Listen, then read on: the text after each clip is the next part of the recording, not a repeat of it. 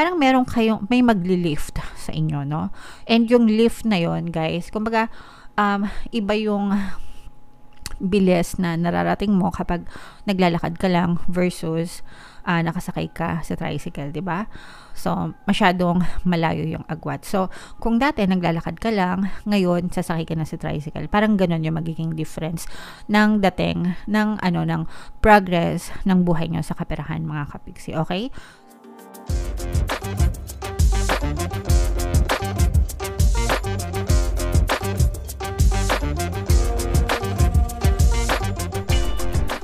Hello guys, hello Libra, welcome back to Pinoy Pixie Tarot. Ang pamagat ng episode natin for tonight is New Moon Kapalaran para ngayong May to June para sa Libra, Sun, Moon, Rising Sign, and Venus. General reading lang guys, pwede mag-resonate, pwede hindi. Combination ng positive and negative energy. Unahin natin tong deck na to guys, tingnan natin yung New Moon message para sa inyo. Wow, so your dreams need a practical plan, mga kapiksi, full moon in Taurus. By the way guys, bago natin to basahin, no? Yung full moon ngayong May ay sa May 8, mga kapiksi, tapos yung next na new moon pala guys, yung next na new moon naman ay sa June 6. So ang reading na to, mga kapiksi, ay para sa period na yan guys, okay? Alright, so your dreams need a practical plan. So dapat guys, ito yung importance guys ng goal setting or goal planning, mga kapatid. Syempre yung goal nyo, yun yung dreams nyo, diba? And mas maganda na you create a strategic plan, ganyan, on how you can achieve your dreams, your goals in your reality, sa physical reality. Pero syempre sinasabayan din yan ng sikap at tiyaga, kasi kahit anong pagpaplano nyo, kung wala naman kayong sikap at tiyaga, hindi kayo kumikilos, at saka syempre yung positive mental diet, hindi rin kayo makakita ng positive result, mga kapiksi. Pero mas maganda pa rin na kahit papano may plano guys, no? Kasi parang yung plano, yun yung blueprint nyo no? 'Di ba pag sa mga architect, 'di ba, may mga blueprint sila na tinatawag dun sa mga plano ng mga bahay or construction na ginagawa nila. Sa buhay natin ganun din. Mas maganda pa rin yung nagpaplano tayo kung ano yung gusto nating ma-achieve sa buhay, para nakikita natin guys kung nagkakaroon tayo ng progress or hindi. Okay? And in your case guys, parang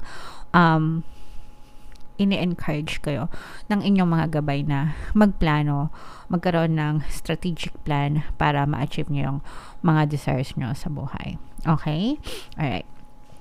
So, attune to the moon guys. Write down 10 things that you know are wonderful about you. So, this is self-concept guys, no?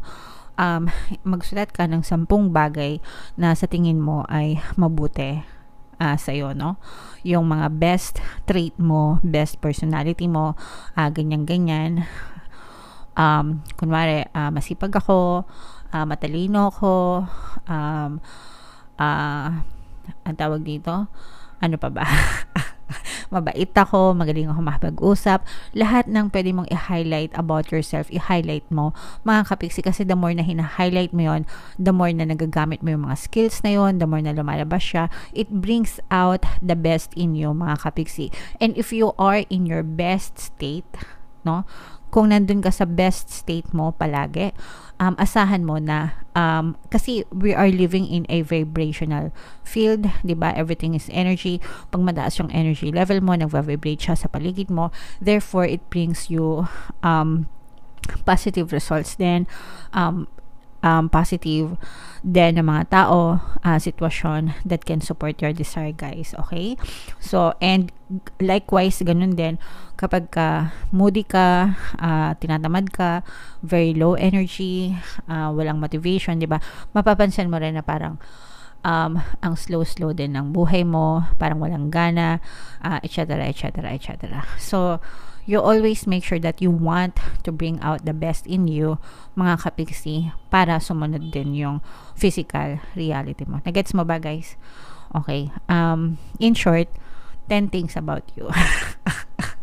Okay, so isulat nyo guys kung ano yung 10 things about you na the best mga kapiksi. Dito nyo nasimulan guys sa comment section. Dito nyo nasimulan yung 10 magagandang bagay about yourself guys. Okay? Laziness could explain your current situation. If so, change that and own it. So, kung ano yung sitwasyon nyo right now, guys, kung maganda ba or hindi ba masyado maganda, baka yung pagiging tamad na yung dahilan nun. Kapiksi, ang sipag-sipag ko naman, no? Kilos naman ako ng kilos. Bakit? Ang malas-malas ko pa rin sa buhay. So, masipag ka nga kumilos sa 3D mo, pero tamad ka namang mag-positive thinking, di ba? Tamad ka namang positive mental diet. Masipag ka sa karereklamo. Masipag ka sa pagkilos, pero masipag ka rin magreklamo. Masipag ka magnega, di ba? So, contradicting, guys. And ang nagwawagi palagi, hindi yung action nyo, kundi yung iniisip nyo. Diba? Yun guys. Kung ano palagi yung nasa isip nyo, yun palagi yung nagwawagi. Okay? Chasing money doesn't work. You need to chase a dream. So, kapag yung dream mo, yung pinangarap mo, money will follow. And love as well sometimes. Okay? So, make sure that you chase after your dream and not chase about money. Kasi yung iba, diba?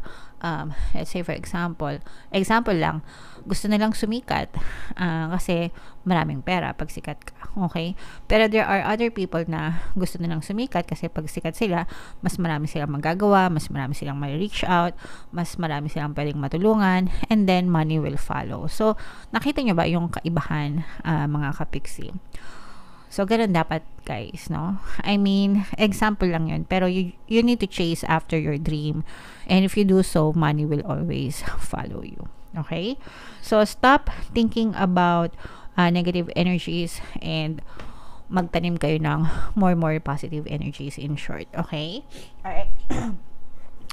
So, comment down below guys if feeling nyo naka-resonate kayo dyan. Tingnan natin yung paparating sa inyo ngayong new moon season. Shuffle ko to guys. Habang sinashuffle ko to, panoorin nyo muna yung video natin regarding sa ating paano mag-manifest ng abundance video course. Kapiksi, sawa ka na ba sa mga struggles at hirap sa buhay mo? Masipag ka ba at masikap sa buhay ngunit hindi ka pa rin umaasenso? Ilang beses ka na bang nag-attempt magnegosyo at mag-invest pero palagi ka pa rin nalulugi? Sa pagkakataon na ito ay maaaring may subconscious beliefs ka na nagiging balakid sa iyong pag-unlad at pagyaman. Introducing, paano mag-manifest ng abundance video course. Dito ay matututunan mong ma-overcome ang mga balakid mo para tuluyan ka ng umunlad, umasenso, sumagana, maging matagumpay, successful at maswerte sa iyong kabuhayan, pera, trabaho, negosyo sa lapi at kaperahan ng bonggang-bongga.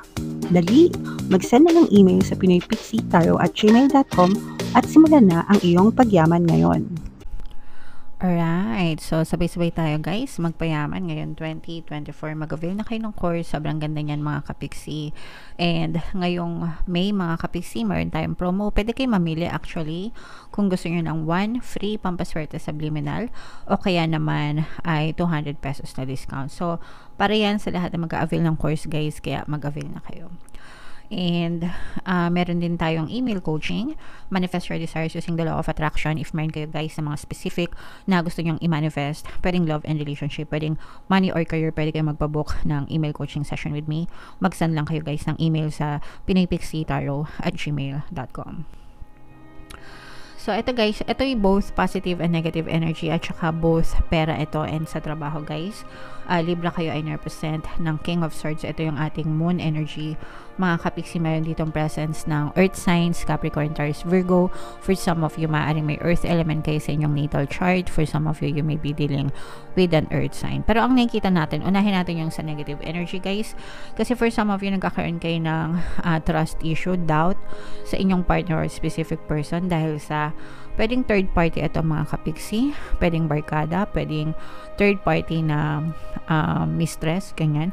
Or pwedeng parang merong naninira sa relationship nyo guys, parang mga chismis, gossip, ganyan, marites na. Pwedeng may naririnig kayo na kung ano-anong balita o kaya naman baka may mga nakikita kayo sa social media, ganyan. Pero I'm not sensing this is, let's say for example, kabet or mistress, I'm not sensing that this is a serious type of affair or relationship. Parang I'm sensing na more of landian ito, guys, no? Parang merong nagpo-flirt sa partner mo or sa specific person mo, and kahit na parang hindi naman totoong, kumbaga parang hindi naman siya guilty kasi hindi talaga siya pumapatol dun sa affair, pero flirtatious. Yan yung sinasabi ko sa inyo, guys, no? Kapag kayo taken na, manahimik kayo, kahit may lumalandi sa inyo, para hindi kayo magkaroon ng misunderstanding with your partners or specific person. Kasi in your case, parang ganun yung nangyayari. Yung person mo, parang nilalandi siya, tapos nakikipaglandian siya, harutan, pero hindi naman niya sinaseryoso. So, yun nga lang, nagkakos siya ng trust issue sa inyong dalawa ng person mo. Okay? Alright. And ito naman, this is good news naman pagdating sa kaperahan, kasi yung slow moving na daloy ng pera mo. Kasi definitely, guys, meron naman kayong source of income, may pumapasok naman sa inyo, pero slow moving siya. Ibig sabihin mabagal, parang snail, parang suso ba? Snail, tama. O kaya parang turtle, ganyan. Di ba mabagal yung under nun. Pero ngayon, parang bibilis siya. So, yung turtle, parang sasakay siya sa surfboard. Ganyan. O kaya sa skateboard. Di ba? Syempre, pag nasakay sa skateboard, mas mabilis yung takbo. And ganun din yung suso. Ganyan. So, imaginein mo, ganyan. Pag naglalakad lang sila, parang may magli-lift sa inyo, no? And yung lift na yon, guys, kumbaga, iba yung bilis na nararating mo kapag naglalakad ka lang versus nakasakay ka sa tricycle, di ba? So, masyadong malayo yung agwat. So, kung dati naglalakad ka lang, ngayon sasakay ka na sa tricycle. Parang ganun yung magiging difference ng dating ng progress ng buhay nyo sa kaperahan, mga kapiksi. Okay? So, yan, i-mind nyo yan, guys. Syempre, maganda yan. Mind, mabilis na andar ng kaperahan, mabilis na andar ng kabuhayan. So, finally, guys, parang makakita din kayo ng progress. At saka ito, guys, kung kayo ay nagkakaroon ng financial growth, financial issues, financial, ayan, no? Ito, magkakaroon ng bagong opportunity sa inyo para, ito, guys, kung napapansin nyo, itong image na to. So, imagine ito yung financial growth, financial stagnation, di ba?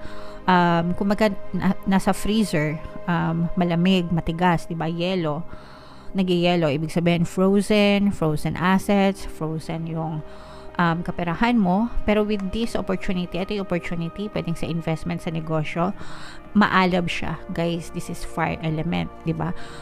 Compare mo dito sa nag-i-snow, nag-i-yellow na kalikasan ng kaperahan mo.